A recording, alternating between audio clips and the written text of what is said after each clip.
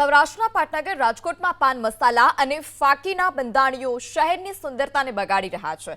રાજકોટમાં અંદાજિત દર 3 વ્યક્તિએ પાન મસાલા અને ફાકીના બંધાણી છે। રાજકોટ શહેરમાં એબીપી અસ્મિતાએ રિયાલિટી ચેક કર્યું, જેમાં મોટાભાગના બ્રિજ પર પાનની પિચકારીઓ મારેલી જોવા મળી।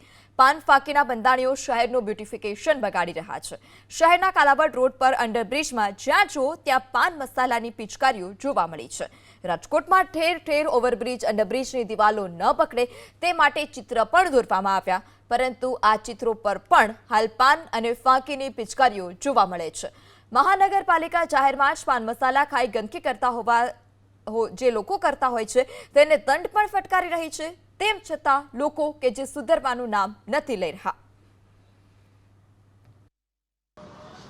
રાજકોટ સહિત સૌરાષ્ટ્રની અંદર ફાકીના બંધાણીઓ છે તે શહેરનું બ્યુટિફિકેશન બગાડી રહ્યા હોય। સૌરાષ્ટ્રના કોઈ પણ શહેરની અંદર બ્રિજ હોય કે બ્યુટિફિકેશન સ્થળ હોય ત્યાં આ પ્રમાણેના દ્રશ્યો જોવા મળી રહ્યા છે, જે ચિત્રનગરી દ્વારા ઠેર ઠેર શહેરનું બ્યુટિફિકેશન વધારવા માટે અને લોકોને સારો સંદેશો આપવા માટે ઠેર ઠેર ચિત્રો દોરવામાં આવ્યા છે, પરંતુ તેની ઉપર જોઈ શકાય છે કે બંધાણીઓ દ્વારા પિચકારીઓ મારવામાં આવી છે। બાઇક પર નીકળતા, કારમાં નીકળતા અને જે બસમાંથી જે પિચકારીઓ મારતા જે અનેક જે બ્રિજ આવેલા છે, રાજકોટમાં નવા બ્રિજ હોય કે જૂના બ્રિજ હોય, આ રીતે પિચકારીઓ જોવા મળી રહી છે, જેના કારણે શહેરનું બ્યુટિફિકેશન બગડી રહ્યું છે।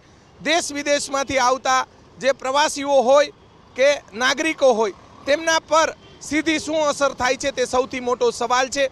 જામનગર કમિશનર દ્વારા પણ ટકોર કરવામાં આવી હતી નવા બ્રિજ પર કે શહેરના બ્યુટિફિકેશનો પર આ રીતે પિચકારીઓ જ્યારે મારવામાં આવતી હોય છે, એક બે નહીં પરંતુ આખો બ્રિજ લાલ કલરનો થઈ ગયો હોય તે પ્રમાણેના દ્રશ્યો સામે આવી રહ્યા છે।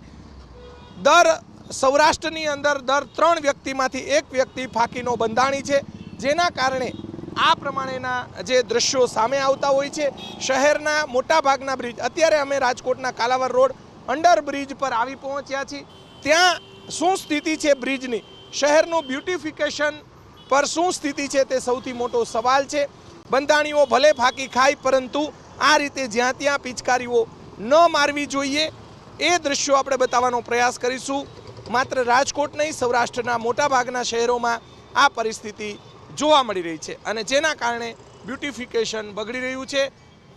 નાગરિકોની પહેલી જવાબદારી છે કે કોઈ પણ શહેર સ્વચ્છ રહે, સુંદર રહે અને શહેરનું બ્યુટિફિકેશન ન બગડે, પરંતુ ફાકીના બંધાણીઓ સુધરવાનું નામ નથી લેતા। મહાનગરપાલિકા દ્વારા પણ મોટા પ્રમાણમાં દંડ ફટકારવામાં આવે છે, આમ છતાં ઠેર ઠેર આ રીતે બંધાણીઓ દ્વારા પાનની પિચકારીઓ કે પછી ફાકીની જે પિચકારીઓ છે તે મારતા જોવા મળતા હોય છે।